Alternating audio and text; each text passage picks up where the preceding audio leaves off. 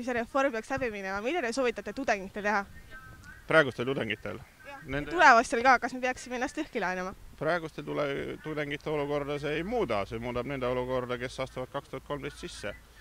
Ma ei näe mingit põhjust, et keegi peaks ennast lõhki laenama. Aga kas te tõesti ei suuda eristada neid pidepunkte, mis on tõesti valesti selle reformi juures?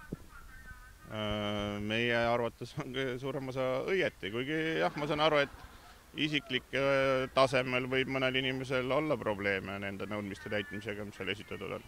Kas te teate, kes on Eestis kõige kõrgema võimukandja? Rahvas. Aga miks te meie häält siis ei kuula? Kas tudengid ja noored ei ole praegu rahvas? No nad on kindlasti osa rahvast, aga mitte kõige suurem osa, ilmselt. Kas te teate, kui suur osa Eesti rahvastikust on üldse noored õppijad? Ei, see on väga mõjus osa, kui meil on juba tudengeid 70 000. Kuidas te ütlete, et me ei ole nagu rahvas?